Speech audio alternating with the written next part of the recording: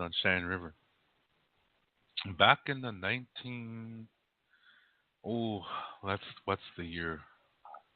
Hmm, 1910s, around that time. Reservation is brand new.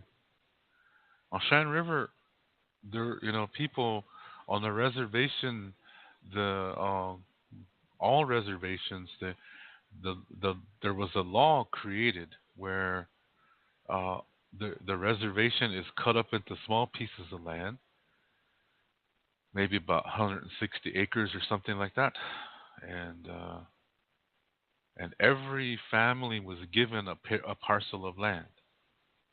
And then when somebody turns 18 years old, then they get their own 160 acres of land.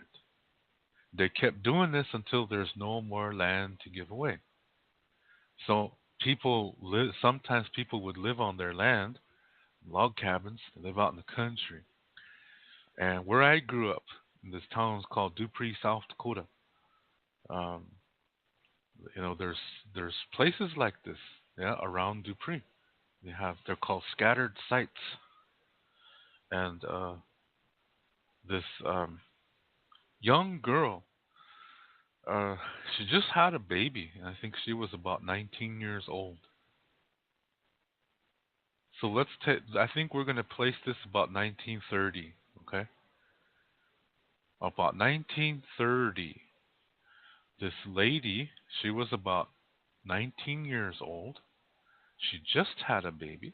It was summertime, and during those days, not many people had cars. Indian people, so they would ride horseback. Yeah, they go to town, they would ride a horse, go into town, get buy food or whatever, and then ride back home on a horse. So this young lady was doing that. She lived with her family, her parents on a house, a log cabin out in the country, and so she was riding into Dupree on a horse. And when and in here, she disappeared. They never found her. Yeah, the horse. They found the horse wandering around someplace. I think it ran back home eventually, and no rider. This was 1930. Okay, I'm estimating the year. Okay, I don't know the exact year, but I know it's around 1930. So this baby girl has no mother since she's going to be raised by her grandparents, and they never found the that that woman. That was a big mystery. Well, in the Lakota way, we have a ceremony called Uwipi, and in the beginning of the reservation, it was against the law to perform the ceremonies, to participate in ceremonies. It was also against the law to speak Lakota. So people were becoming Christians. Yeah, they were sending the medicine men to a mental hospital so that Indian people, if they wanted to spiritual help or anything like that, then the only place they could go to was to church. And eventually, they became Christian because this happened because there's other things that played a role too, like we were not allowed to eat healthy foods,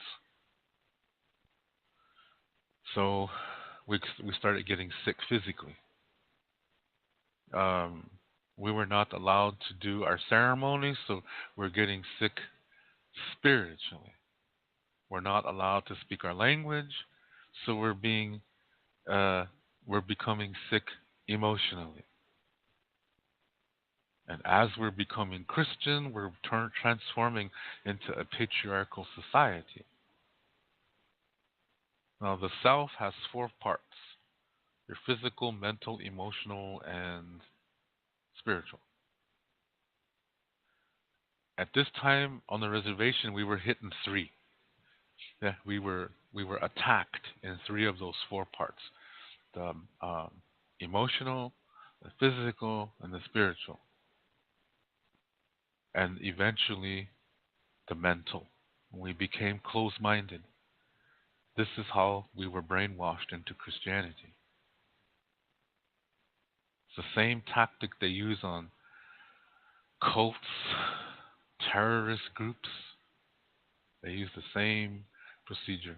That's what happened to Indian people. So nobody ever thought to do this Yuipi ceremony until the 1990s, 70 some years later.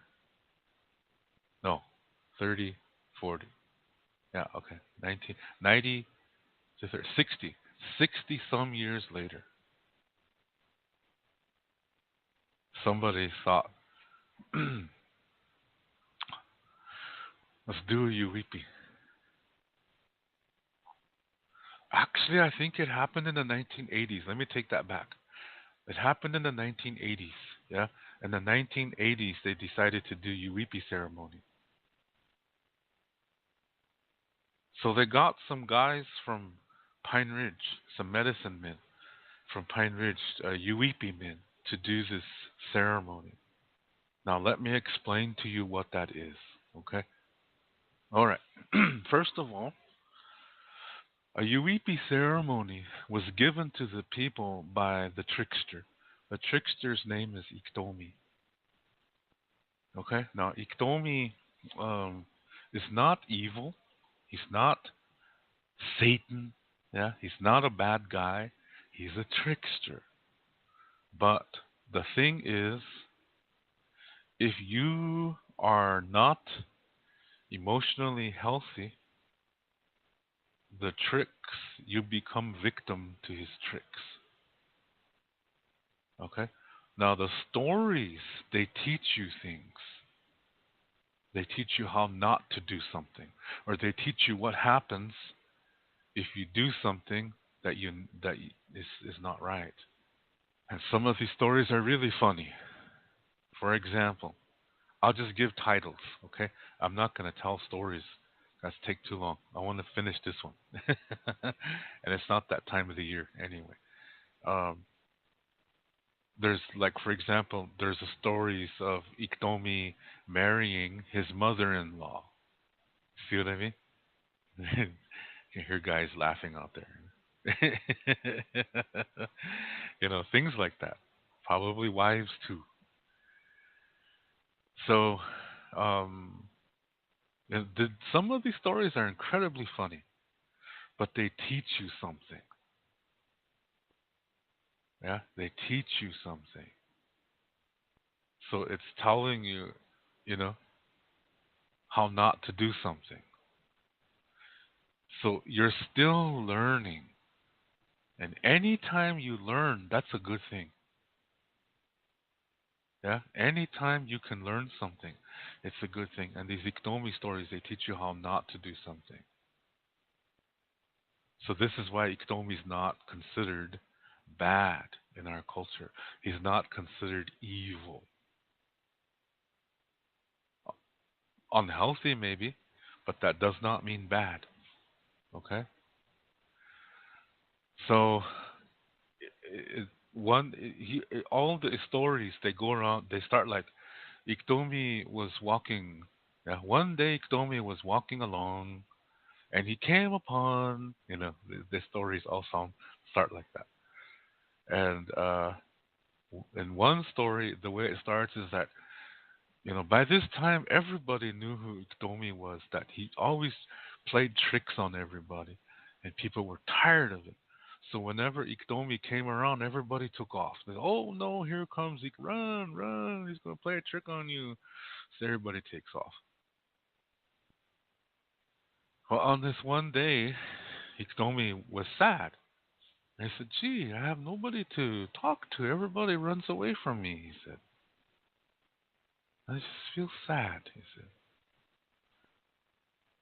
And he said, I got an idea. He says, I'm going to play the greatest trick in ever history. I'm going to trick myself, he said.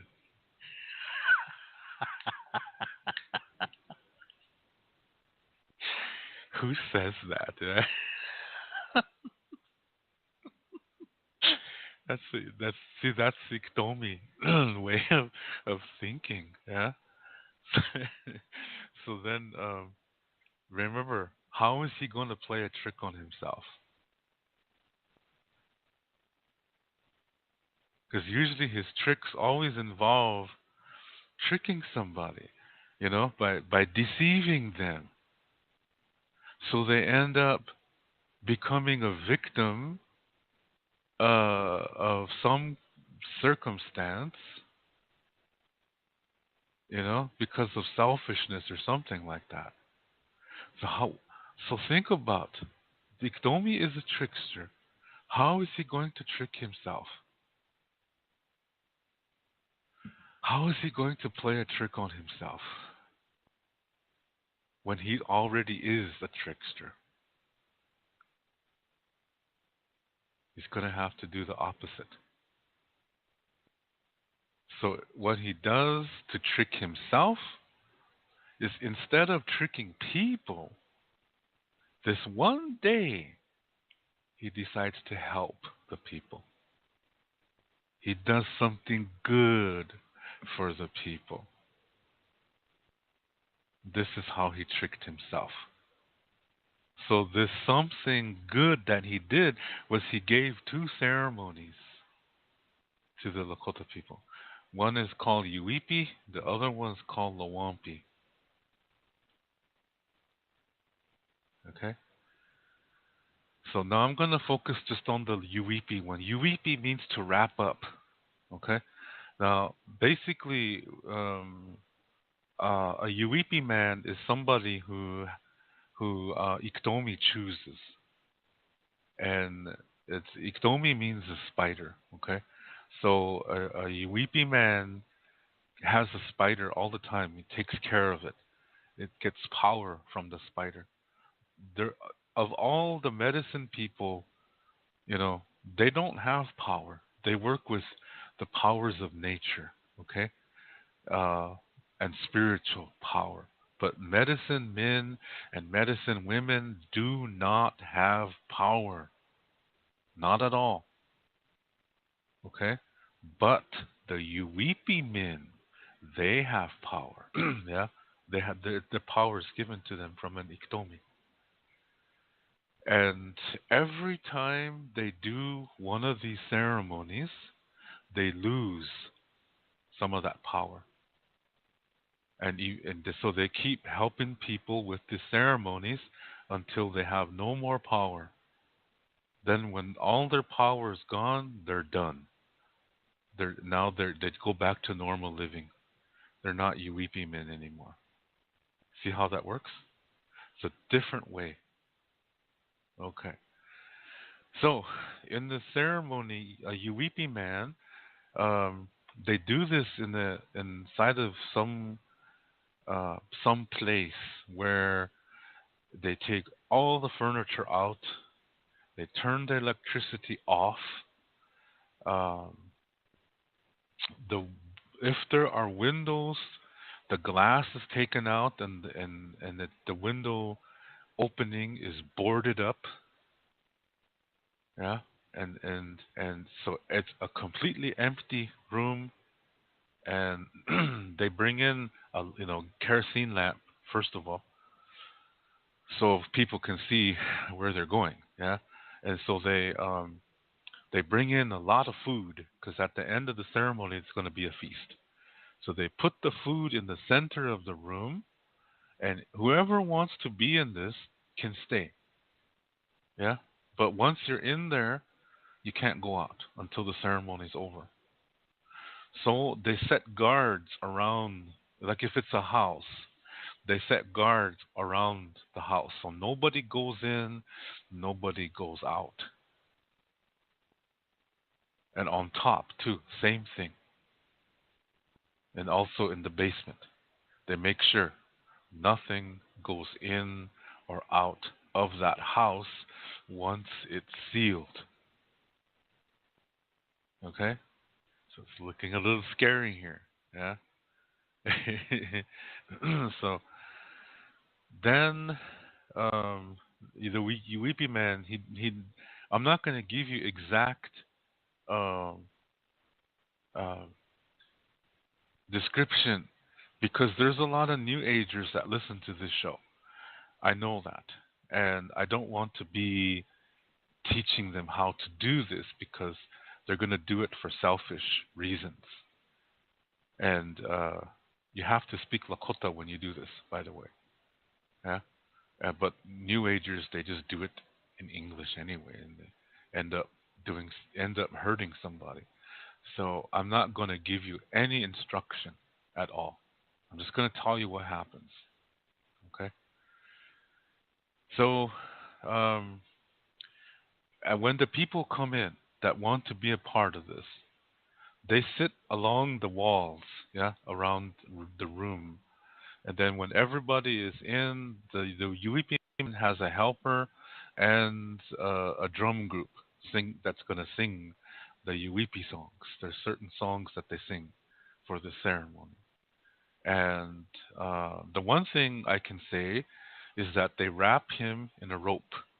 Yeah, they wrap his body, from head to toe. They coil a rope around his body. They wrap it around his body. That's what Uipi means. Yeah, to wrap up. And then they lay him on the floor, and they just leave an opening for his nose and his mouth so he can breathe and talk. But everything else is covered, and so he lays there like that. When the ceremony is ready to begin, they close the door. It's totally black inside, pitch black. This is the beginning. In the Lakota culture, black represents the beginning, birth. Yeah? It doesn't mean, oh, black magic, the dark side. No, it doesn't mean that. That's Western thought. Okay? Excuse me, that's modern thinking. In the Lakota way of thinking, black is the first direction is black, has the color black. I mean, and this means the beginning of a cycle, the beginning of an experience, the beginning of a healing. It's birth. Okay, renewal, rejuvenation. That's what that means. So the ceremony starts. There's certain songs that are sung, and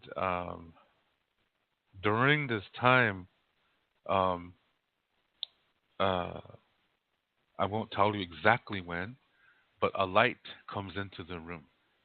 It just appears. And what's really interesting about this light is it's like a liquid. It's like a slow motion liquid. Yeah? And from this light, I'm not going to say what color it is, but there is a color to it. From this light, you can see something coming out. And then you can hear them. Yeah? It's like they don't obey laws of gravity. So it's like you hear them in the air, you hear them on the ceiling, on the floor, on the walls. Yeah, they're like walking, and uh, there's these are little creatures, but I'm not going to explain to you what they look like, and I'm not going to explain to you how tall they are. I'm just going to say they're small. Okay. When they come in, um, usually the weeping man is he's going to talk to them, yeah, and you're going to hear them answer. And so, like for example, let's say a relative is missing. They don't know where the person is. They never called home, they never wrote any letters or anything. But they have a shirt. Okay? They have a shirt from the relative. And there's another thing I have to introduce here. It's something that's called tu. Now, tu is um, it's connected to the soul, okay, and it comes from the soul. Tu comes through the palms of your hands and the soles of your feet. It comes from you, yeah. Your tu comes out of there. So, for example, when you excuse me, when you make something with your hands, part of your energy is going in there. So if you're a really nice person and you're a good cook and you cook for somebody, it's a really special thing. And or if you make clothes, it's a really special thing. But tu is also it's on in your clothes, it's in your hair, it's in your fingernails and toenails. It's also in your shit. So so when you go bathroom, in ancient times, there's a certain place to do that. Yeah, because if you have to dispose of it in a certain way, because if see um, some animals have an unhealthy energy in their fur, and so if they come near your human waste, that unhealthy energy could go into that. But see, it's still connected to you. Your tone, if it's in your shirt or your shoes or whatever, it's always connected to you. So if an unhealthy energy touches that, like let's say you travel to Japan and you leave your jacket over there, and somehow your jacket ends up in the trash someplace, and then an unhealthy energy gets on your jacket. And if you're in South Dakota, you couldn't get sick because your toe is still in that jacket. Even though it's thousands of miles away, it's still connected to you because toe does not obey the laws of physics. Okay? It's like just there. So it don't matter where you're at. It doesn't matter where your clothes are. If an unhealthy energy gets on it and you're 10,000 miles away, it's going to still get to you and you can become sick in that way. So today you see these young teenage mothers and they have babies and they change their diaper and their pamper, their disposable diapers, Huggies or whatever they're using, and then they just throw it out the car window as they're driving. See, that's really dangerous because if unhealthy energy gets on that, the baby is going to become restless. That's a really old tradition that lots of people don't know that today. It's just kind of sad. Maybe that's why our youth are really goofed up. It's possible. Yeah. So that's an idea of tone. Okay? So in this ceremony that I'm describing, this fictitious ceremony, let's say there's a relative who's lost, but they have his blue jeans. So they bring these blue jeans into, before the ceremony starts, they put these blue jeans there in the middle, yeah. So when these things, what they do is they examine this blue jeans and they can see the tone in the blue jeans. So they look at the two and the blue jeans and then they look around. And to them, space and time doesn't exist. So they can see where the person is. and they will describe the way the location looks to the Uweepy man. So they might say, "Oh, this guy's in Salt Lake City, Utah. And he's he's wearing a dress, and he doesn't want to come back because people might make fun of him because he's a transgender." They might say. They'll say this in Lakota though, yeah. And so that's why he doesn't want to come back, but he's still alive.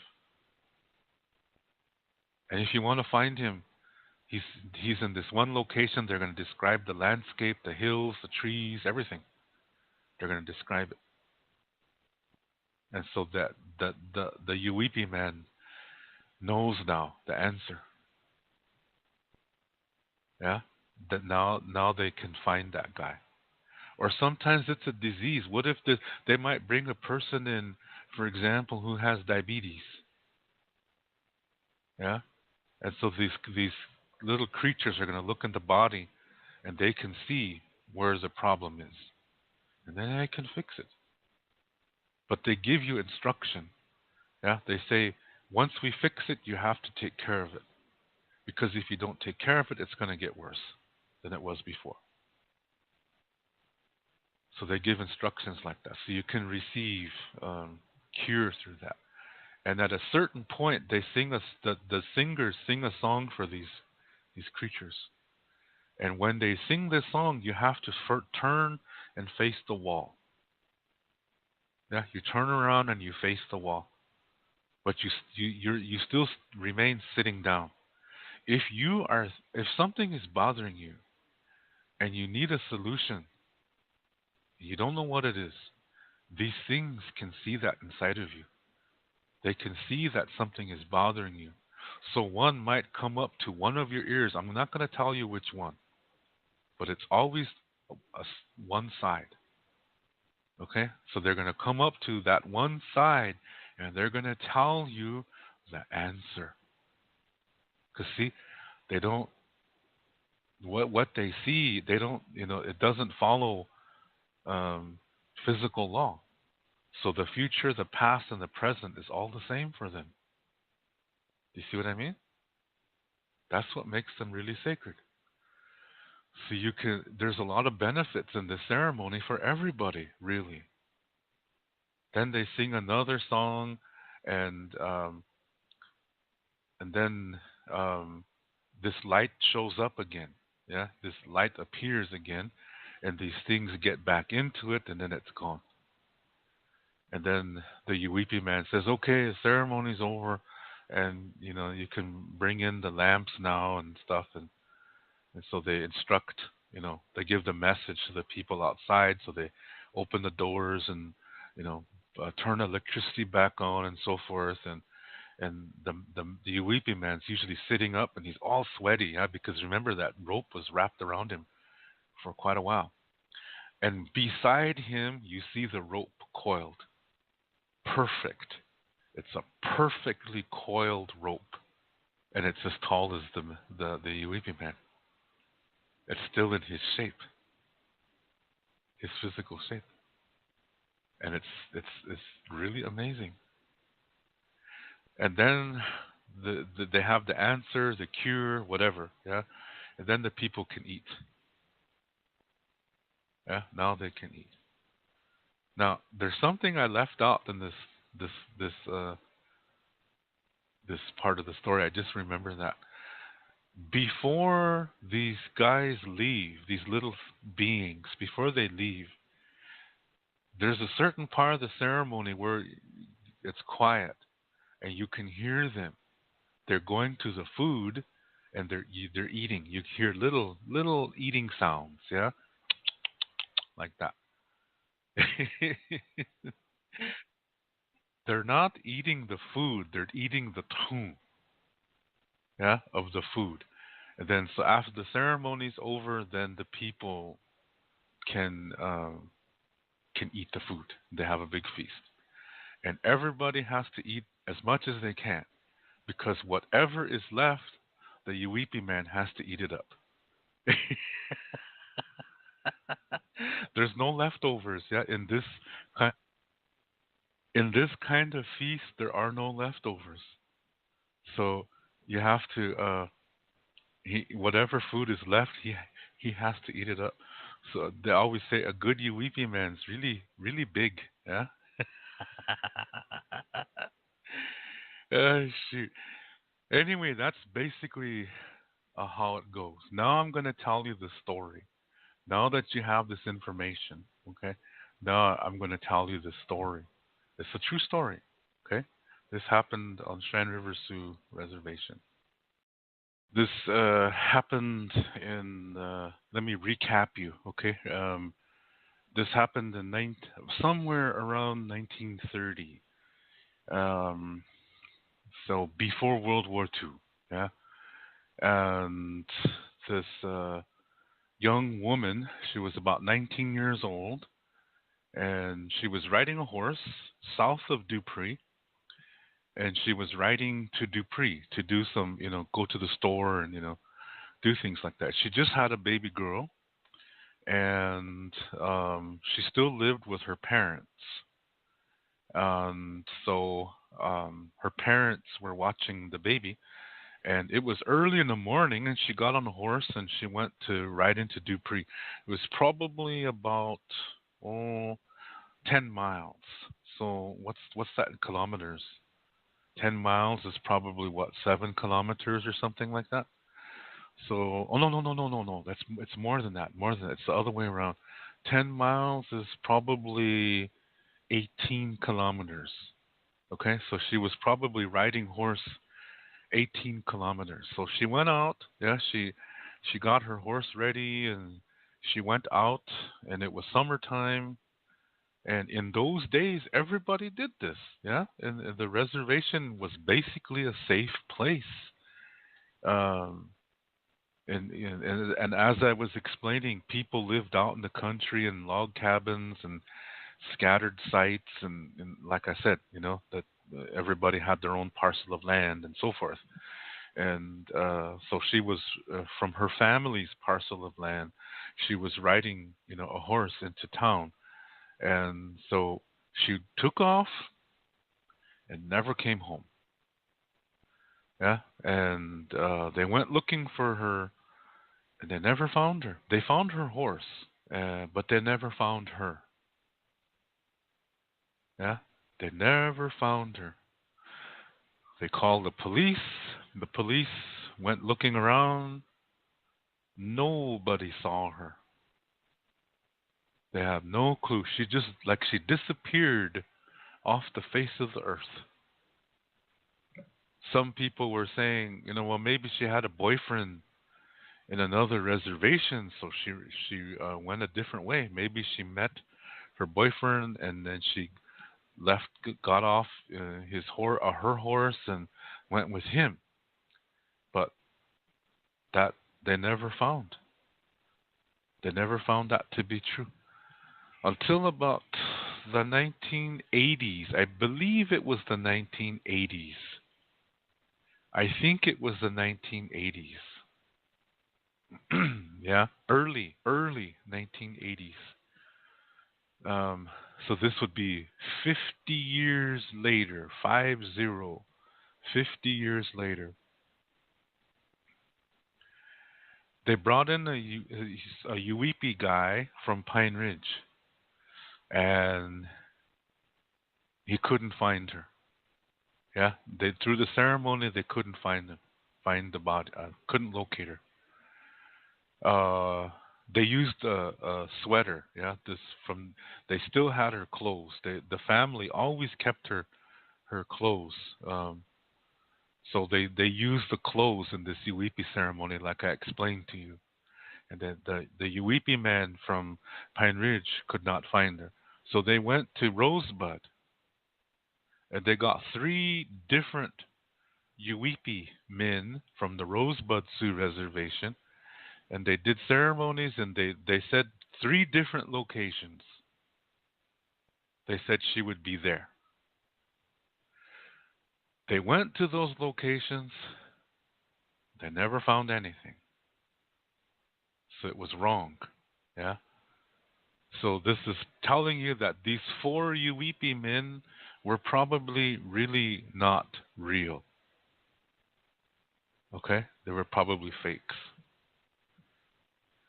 Because there's a lot of fakes on Pine Ridge and Rosebud. Okay? Well, on our reservation at that time was a young man who was becoming a holy man. He was a holy man since he was a little boy. And people from all over the world come to see him. This is no joke. Yeah? A real person like this doesn't have time for a normal life.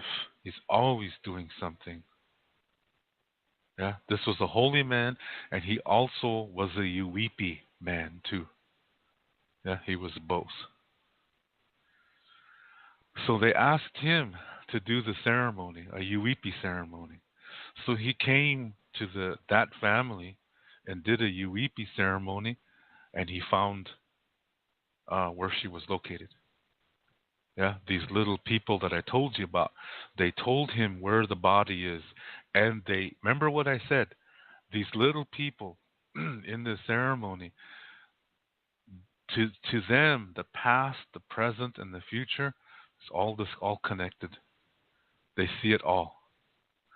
So these little people, they told the Cheyenne River Uipi man what happened.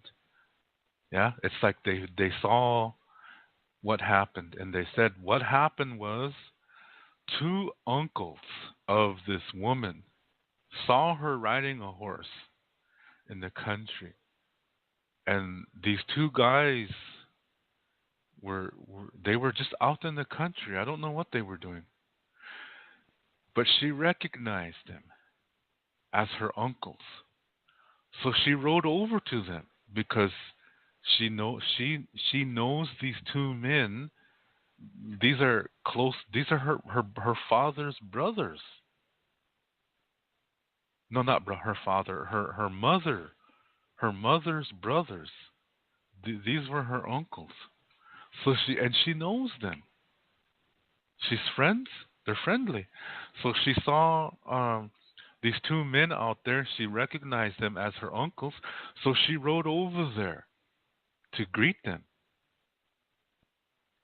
And when she got off the horse, um, one of the men grabbed her from behind and threw her on the ground, and the other man pulled her pants down and raped her.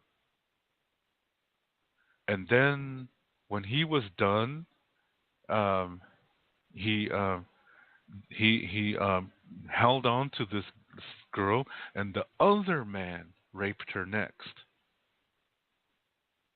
Yeah, so they both raped her, and to make sure that she wouldn't tell anybody, they hit her on the head with a really big rock, and they kept doing that until she died. So they threw this huge rock on her head until she died. They would throw it on her head and pick it up and throw it on her head again. They kept doing that until she died.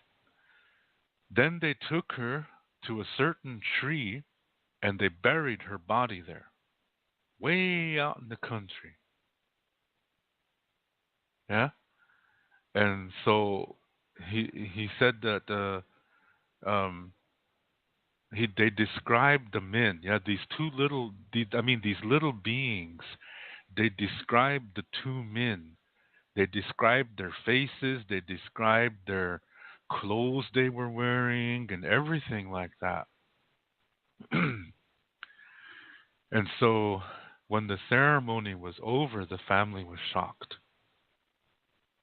Now, one of the men was already dead. Because remember, this is 50 years later. Okay?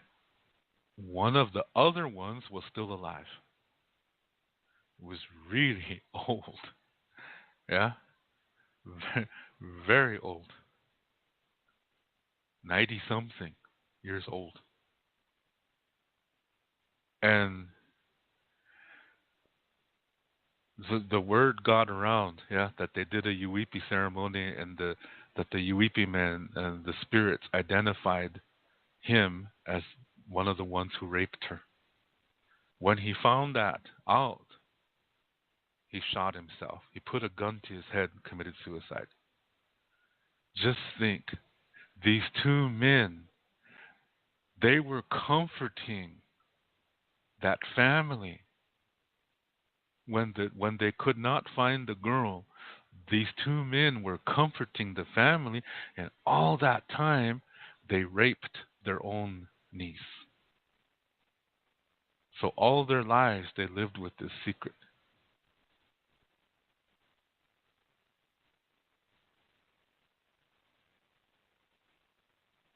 And the family was shocked.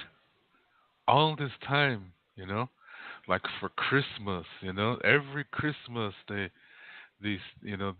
would give special presents to these old men, and all this time these two old men were the ones who killed that young lady.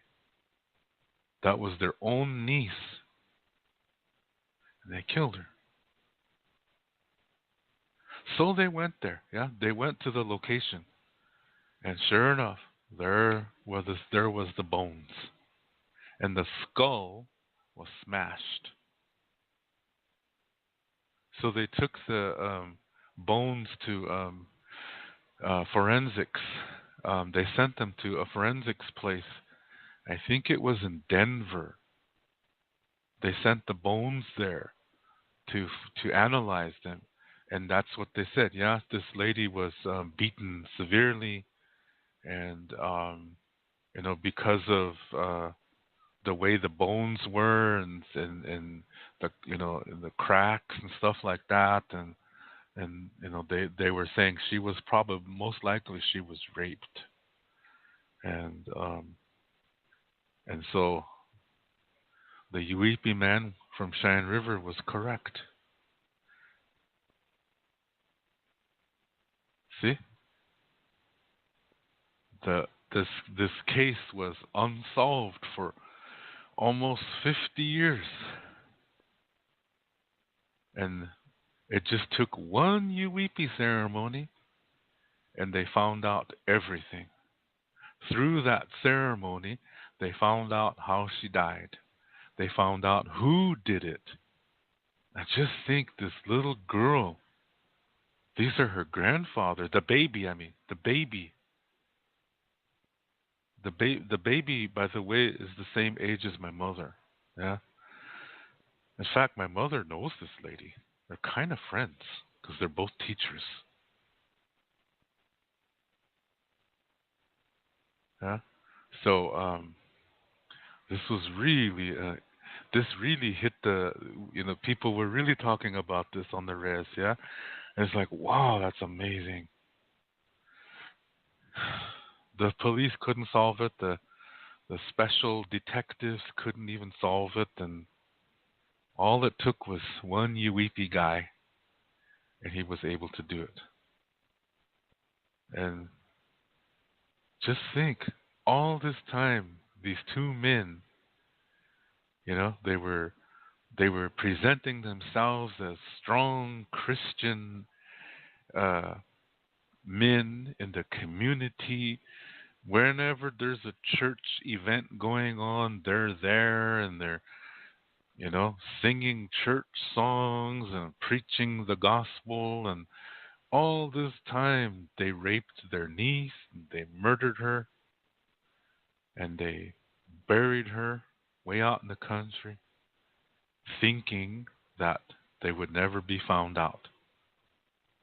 And they almost got away with it. See how powerful that ceremony is, the Uipi ceremony. Very, very powerful. So, after I read the story of this lady in Norway, that they're using modern technology, and they found that where she most likely comes from is on the borderline between France and Germany, and they're really happy because they're getting close to finally identifying who this lady is. But it's taken years because in the 1970s this technology didn't exist. It did not exist, and now thanks to the technology of today, they're getting close to identifying her. But in Lakota country, all it takes is a Uipi ceremony, and they can find it. They can find out who the person is. They can find out where the person came from. They can, and in the Uipi ceremony, they will even tell you how the person died.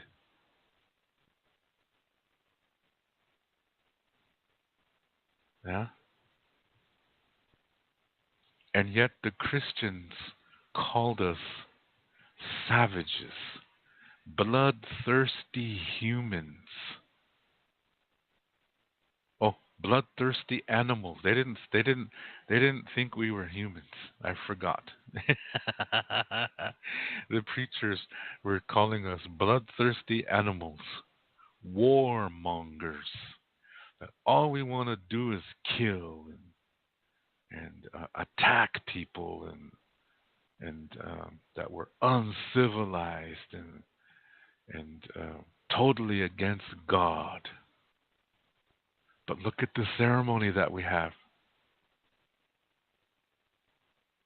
You tell me, what is really civilization?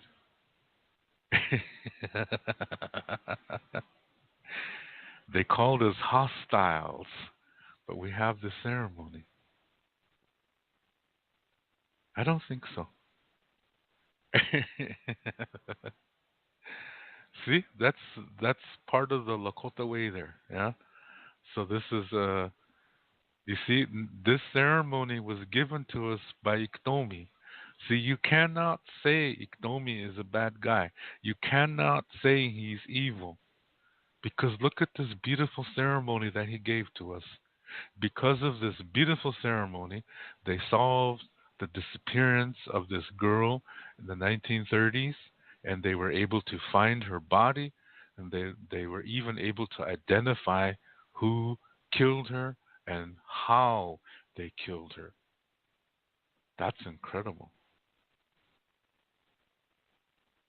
That's not black magic, my friends. This is real. That's nature. Yeah. So when you hear a Lakota person calling Donald Trump Iktomi, that Lakota person is stupid because look at this beautiful ceremony that Iktomi gave to the people. Donald Trump would never do something like that. He only does things for himself. So no, Donald Trump is not like Iktomi, not at all. He's not good enough to be like Iktomi.